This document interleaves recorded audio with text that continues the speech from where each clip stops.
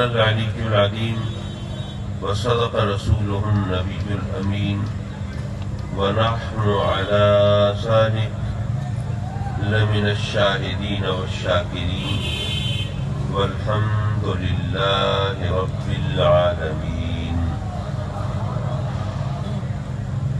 فاضل جلیل عالم نبیل محترم مولانا مفتی ارشاد احمد صاحب سعیدی،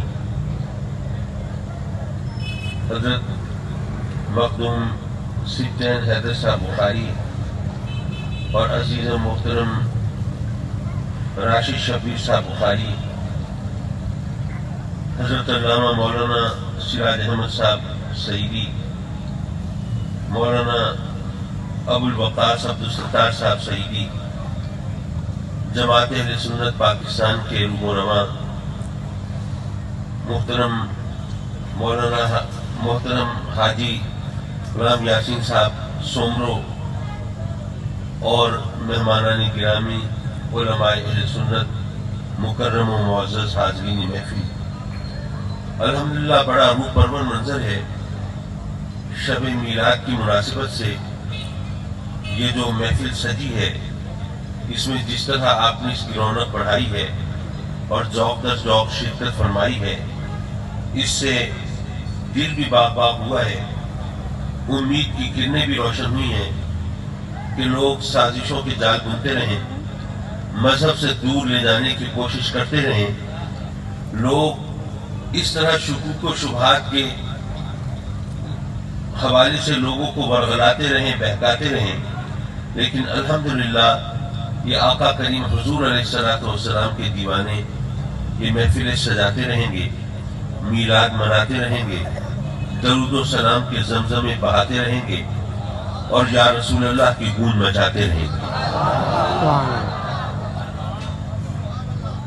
حضرات مکرم، مجھے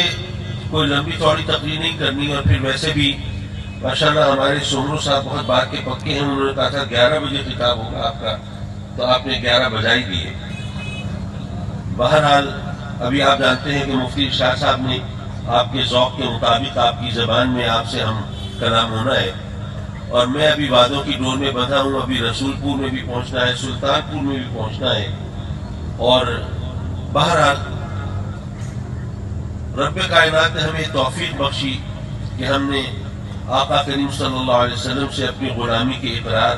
اور محبت کے اظہار کا یہ موقع تلاش کیا۔ حضرات مکرم، وہ جو ہمارا رب ہے، پروردگار ہے، پالنہار ہے، خالق ہے، مالک ہے،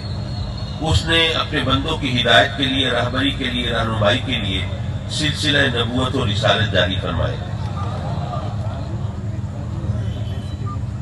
اب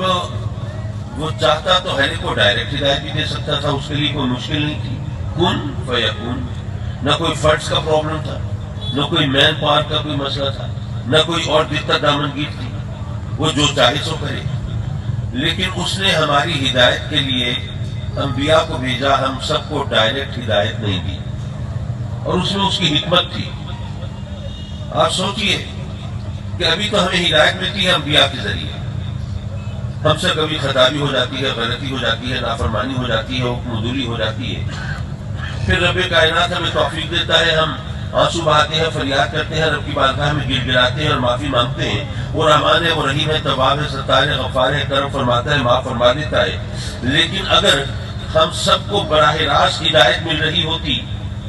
تو جس کو رب کی طرف سے ڈائریکٹ وہ احکام ملے وہ تو نبی ہوتا ہے۔ اب آپ سوچئے کہ آپ سب اپنے آپ سے پوچھنے کی بات ہے، کسی دوسرے سے سوال کرنے کی ضرورت نہیں، اپنے آپ سے پوچھئے کہ اگر رب کی طرف سے ایسے احکام ملتے جو ہماری مرضی اور ہماری خواہش کے خلاف ہوتے تو کیا ہم سب ان پر صحیح طرح عمل کر لیتے؟ کچھ لوگ کر لیتے، لیکن بہت سے لوگ بہانہ سازی کرتے، کچھ راستے ڈھونڈنے کی کوشش کرتے۔ یارو ابھی تو ہمیں احکام ملتے ہیں اللہ کے نبیوں کے ذریعے، تو چلیے ہم سے خطا ہو جائے تو رب کائنات معاف فرما دیتا ہے، لیکن جب ہم خود مقام نبوت پر ہوتے اور پھر حکم دوری کرتے، نافرمانی کرتے، بہانہ سازی کرتے، پھر کوئی بچاؤ کی صورت ہوتی؟ اچھا، آپ سوچ سکتے ہیں کہ جب اللہ ہر ایک کو مقام نبوت سے نوازتا تو پھر وہی اوصاف، وہی کمالات، وہی محامد، وہی محاسن، وہی مکارم اور وہی خصوصیات عطا فرما دیتا جو انبیاء کی ہیں۔ یار ہر ایک کو اگر اس نے اسی طرح وہ محاسن و مکارم عطا فرمانے تھے جو نبی کے ہیں، پھر انسان بنانے کی کیا ضرورت تھی؟ پھر فرشتے ہی کافی تھے۔ انسان جو ہے اس کے اندر خیر اور شر دونوں قوتیں ہیں، بلکہ انسان جو اشرف المخلوق ہے، کچھ لوگوں نے کہا یہ اشرف المخلوق ہے اس لیے کہ اس کو شر کی قوت سے لڑنا پڑتا ہے، خیر کے لیے، بھلائی کے راستے پر چلنے کے لیے، صراط مستقیم کو اپنانے کے لیے اس کو خود اپنے نفس سے بھی، اپنے من کو مارنا پڑتا ہے، نفس سے لڑائی کرنی پڑتی ہے، اور شر کی قوتوں سے برسر پیکار ہونا پڑتا ہے، محنت اور مشقت کرنا پڑتی ہے۔ تو جو محنت اور مشقت کرے تو اس کو پھر فضیلت تو ملنی چاہیے۔ بظاہر یہ بات بڑی اچھی ہے، لیکن اس پر اعتراض ہوتا ہے، وہ یہ کہ سابقہ امتوں کے لیے احکام شریعت زیادہ سخت تھے۔ آپ روزہ رکھتے ہیں، افطاری کرنے کے بعد ماشاءاللہ آرام فرماتے ہیں، سحری کے وقت اٹھتے ہیں، پھر جناب سحری کھاتے ہیں، لطف اندوز بھی ہوتے ہیں اور ثواب بھی حاصل کرتے ہیں۔ لیکن سابقہ امتوں کے لیے سہولت نہیں تھی۔ روزہ افطار کیا، اسی وقت جو کھا پی لیا بس ختم، اگلا روزہ شروع۔ آپ کا کپڑا ناپاک ہوا، آپ نے جا کے پانی سے دھو لیا، کپڑا پاک ہو گیا۔ پہلی امتوں کے لیے یہ سہولت نہیں تھی، جو حصہ ناپاک ہوا اس کو کاٹ کر علیحدہ کرنا پڑتا تھا، پھر باقی کپڑا پاک تصور ہوتا تھا۔ مشکل احکام تھے۔ تو اگر مشقت اور محنت کی وجہ سے فضیلت ملتی تو سابقہ امتوں کو آپ سے افضل ہونا چاہیے تھا، لیکن حکم ہے کنتم خیر امہ، سب سے بہتر زینت جس نے سب افلاک کو بخشی، سلام اس پر کہ جو خلوت نشین سبز گنبد ہے، سلام اس پر جو خلوت نشین سبز گنبد ہے، سلام اس پر کہ جو حامد ہے اور محمود و احمد ہے،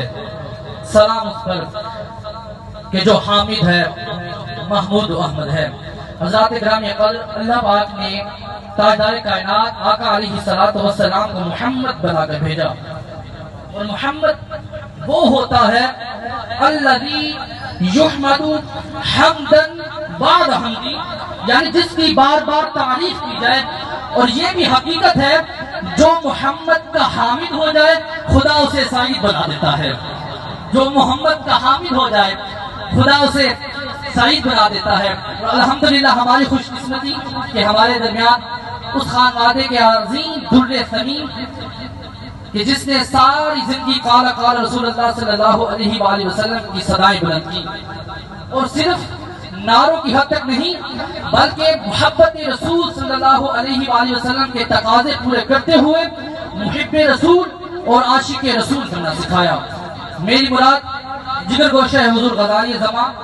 مفکر اسلام حضرت علامہ پیر سید حامد سے کاظمی دعوت برکاتہ عالیہ، خدا آپ کے تابناک چہرے کو ہم فقیروں کی زیادگاہ بنائے رکھے۔ آپ تمام احباب کی پرزور نعروں میں میں دعوت پیش کرتا ہوں،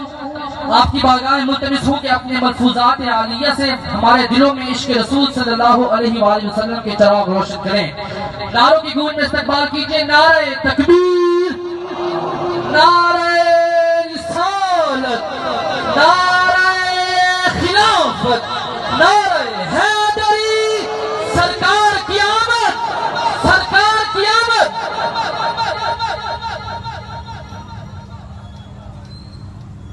ترجمہ کرے سامنے والا آپ کو صحیح سمجھ ہم سے، اور میں آپ کا ذوق بھی دیکھنا چاہنا تھا آخر جملے، اگر تو آپ کو سمجھ آوے ترجمہ سنتے وہ سمجھ ہم سے کہ اپنے ذوق کا اظہار ضرور کرے سو۔ آپ نے فرمایا قلب قوم ہی اس وقت وسمک فاقبل سارکا، او اپنی قوم کا کتا 20,000 کفار و مشرکین کی تعداد شہر کعبہ،